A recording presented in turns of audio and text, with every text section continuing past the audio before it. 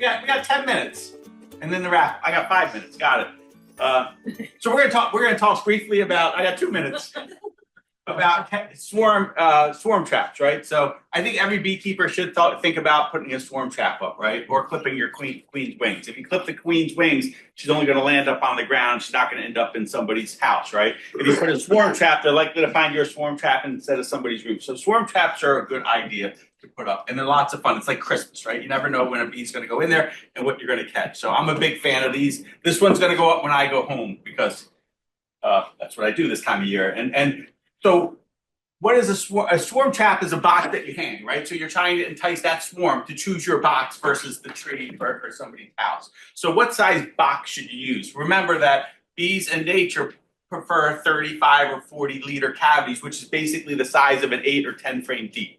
So that's what you're looking for, that size box. So an 8 or 10 frame deep, or generally, this is 2 nuke boxes on top of each other. This one's a little small. Maybe this is why it doesn't work that well. 2 nuke boxes work, or an 8 frame box, or a 10 frame deep, or any extra bee box will work for a swarm trap. Where do you put swarm traps? You generally put swarm traps where there's hives that are going to swarm, right? You don't want them. You probably want them if you're going to set it up in your home yard. You don't want it right next to your hives. You probably put it on the outside as far as ways you can get it from your base hives to where you set up the trap. Generally, if you know a beekeeper who has a lot of hives, they're probably going to swarm, so that may not be a bad place to put a swarm trap. But anywhere there's lots of hives, CCBA apiary used to be a good place to put your swarm trap. Where Tony's house, you got a few hives there. Everyone can set up their bait trap outside of Tony's place. George, Janet and I went out to site where the new shed was going at Tesla, and we're sitting there looking at the measurements and looking at the tree, and then we just look up, and there's literally this swarm at about 6 feet high. We get that one caught, put away, and then over by the gate, there's another swarm, and we could see where it was coming from. It was coming from across. It wasn't from the Cheslin yard. It was coming from across the Brandywine River. You could see them coming in and landing on the branch. So we just kind of stood there and kept shaking the branch. Those were mine. No. So you want a box that's about the size of an 8 or 10 frame deep, which is either a single box or 2 nuke boxes stacked on top of each other. I sort of put a piece of plywood on the bottom of this. So I just on the bottom of the box, I just screwed a piece of plywood. You don't have to glue it, you can just screw it. Then I put a hole opening in there. Right. So there's a hole opening in there. And then there's a disc, a way to close the hole, right? Because if I catch a swarm, I've got to take it down and move it. So I need to be able to close them up. So I just put like an entrance that you can leave open or close. So what do I put inside my swarm box? I usually put just 2 frames of drawn comb, like old food comb. It's usually what I put inside of it, up top, right in the middle. Sometimes I'll put little push pins on either side to prevent it from going apart. Just 2 little pins, just push pins just to keep the frames together. Because a lot of times when you're moving this around, you can move the frames around and then they're drawn comb. I don't fill the whole box out with frames, but if you can put frames in the box, but I think they're looking for open cavities, so I only put 2 frames in there. With that said, if a swarm moves in and you don't recognize it for 2 or 3 weeks, they're going to put all their own comb on the roof. So if you're going to put it in a location that you're not going to be checking it frequently, you may want to put a few more frames in. But if you're able to check it, once a week, 2 frames is enough. The sort of the older comb, the better. You get sort of comb that's not perfect. They don't care. So those are in the middle, and then I usually put the old box. Like if you have an old propolis box, that's perfect because it's got all the bee smell in it. You got drawn root comb, which is good, and then some people will bait it with like a scent, like a lemongrass scent. So what I usually do is I have like a little Ziploc plastic bag, and I get a cotton ball and squirt some lemongrass oil on the cotton ball, and then put the cotton ball in the Ziploc bag and cut a little corner off the Ziploc bag and just throw that in the bottom of the swarm trap, and that's a lure. Swarm Commander makes a lure that's very effective too. It's a mixture of different things. I noticed the price of that's gone crazy recently, but you know, it seems to work. And Chris has made his own swarm lure, you know, with 3 different ingredients in it. So you can ask Chris if he still has that. He probably still does. So you it's pretty simple. You need a box.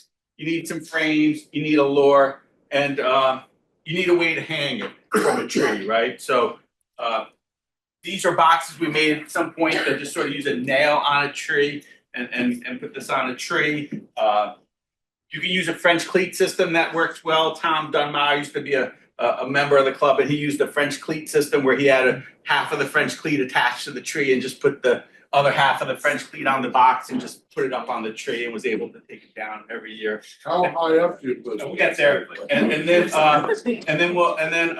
you want to make sure you strap. If you're a beekeeper, as George said, always have ratchet straps. You know, you're always going to be needing that. So I strap it in the tree just so the wind doesn't blow it down. And when I catch something, it's already strapped, so I can move it. So the question is where to put it, right? So we already talked about put it near where hives are going to swarm. Some people say 8 to 12 feet. I don't tend to get it. Sometimes I'll take a small step ladder and I'll use a step ladder, or if I'm driving somewhere, I'll get up on the bed of my truck and use the bed of my truck to hang it up. I do think having it a little bit higher is helpful, just because then the average, I always think teenagers are evil, right? So the teenager that walks by isn't tempted to try to take it down if it's up a little bit higher. But in theory, the bees like it 8 to 12 feet up. So if you want to get a ladder and hang it up 12 feet, maybe you'll catch a few more swarms if it's at 12 feet or 8 feet instead of 6 feet. I'm not sure. They generally face south, so you want it facing south and ideally near water and on the edge of a tree line, right? So that's ideal. Near water, on the edge of a tree line, facing south, about 8 to 10 feet up. And then you put it up now. And generally, I will put it up in early April and take it down in June. So my swarm traps are up for 2 months. And again, free is, there's always a price to be paid for free. And we talked about that a little bit. I think it's responsible to try to catch your own swarms. And catching your own swarms is smart, because then they're not going to somebody else's property. But I think catching other people's swarms has some issues that you just have to be aware about. So if you don't have a swarm trap up, consider it. It's fun. It's cool. What else can I say? Nothing. Yes, Chris. Tell them to check them regularly and not let them get fully developed, because those boxes get real heavy. Yeah, they get really heavy, and then what you'll get is they'll build all kinds of comb off the lid. So yeah, you really should check, and then it'll happen quick, right? Because the bees, the first thing that swarm has to do when it moves into its new place is to make comb. So that's what they want to do. So they've engorged themselves with all this honey, and then the first thing they do is they take all that honey and convert it to wax and make comb. So within a week or so, that box will be completely filled with comb, which is fun. You would check it like once a week. I would check like You would move it right away if you saw them if in there. you see them going in and out. You got an active hive in there. Yeah, move them. Some people say leave them. Done a bunch of traps, but Right. waited different periods, and I think 4 days was fine for me, but I don't know. I mean, you may want to wait. You may want to wait a day or two if they're on your property until they see them for a day or two coming in and out. But I wouldn't let them go that long, especially if you don't have a lot of frames in there, because they're just going to draw comb everywhere in that box really quickly. They're bringing in pollen. It's time to move. Yeah. So Paul said if you notice the bees bringing back pollen, then the queen's laying in there, and then it's time to sure. Does the opening have to face south? It doesn't have to. I mean, I think the teaching is face south, 8 foot up. But I don't, if your tree line faces west, put it on the tree line. I mean, I don't know if it really makes a difference, honestly, at the end of the day. Honestly, I don't know. You remove it after dark? Yeah, no, you remove it in the morning or after dark, right? So at the end of the day or early morning, I'll close that disc and basically, take it and move it. Now you have to remember that some of those bees are already orienting to that spot, right? So that's another reason not to leave it that long. Because if you move it 100 feet away, some of those foragers are gonna end up on that spot that you pull the swarm off of, right? So that's another reason not to leave it for very long in that spot. If they do, it's not the end of the world, I mean, a lot of the older people would know, we're going to have probably seen this, but the newer people, Dr. Tom Seeley has done tremendous work on this stuff. And so look him up, Honeybee Democracy. And it's like there's presentations that he's done that talks all about how the bees pick and how he came about to that 40 liters. And he would do so many different things, but 2 different sizes, and whichever one they would go to, and then facing the east, how high, how low, all different kind of things. So it's pretty interesting about how they actually pick where they do it. They vote on it until all of them say, yeah, this is where we want to go. Honeybee Democracy is really a good book. If you've not read it, highly recommend it. Or just watch the video. Everything's on YouTube, including me.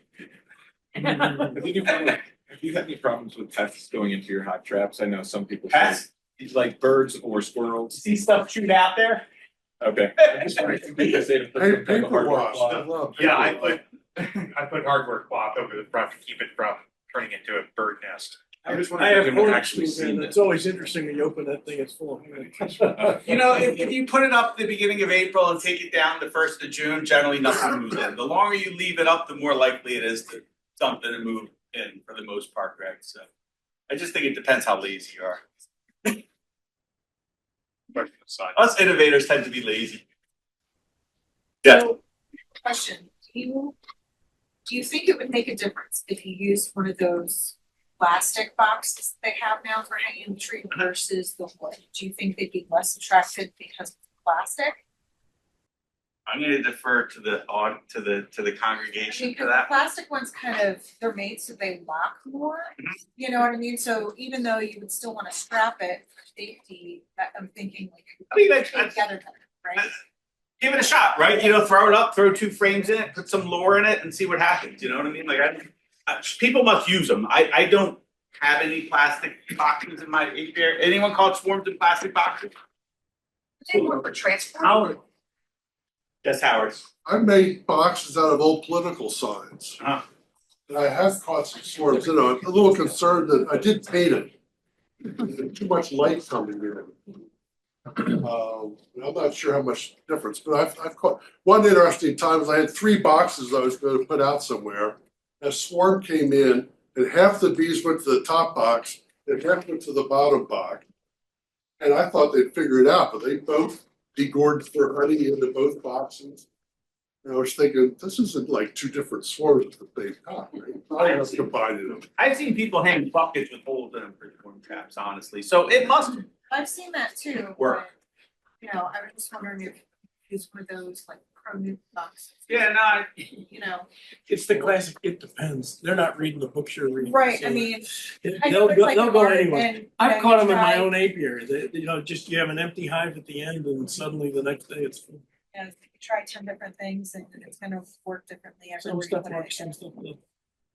Yeah, I kind of like the double nuke boxes just because I'm thinking like the 5x5 nuke box because it kind of looks like a tree and long and vertical, but I don't know if they care, honestly.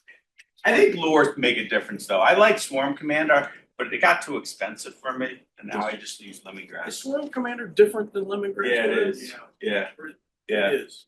So it's, They have other chemicals in Swarm so it's Commander in worth there. it. I just use lemongrass. It's very strong. Very strong. Very strong. It's got 3 chemicals in it. That's right. right, all 3 different chemicals. Yeah. You look up the composition of your Nadanol plant, you're gonna find these chemicals in here. And then we could be like Chris and make our own Nazanoff blend, which is awfully cool, So, I mean, you can go down deep into this beekeeping, right, and get crazy. Yeah, you can get a little. You go real deep. Okay, any other swarm questions? No? Very good, thank you.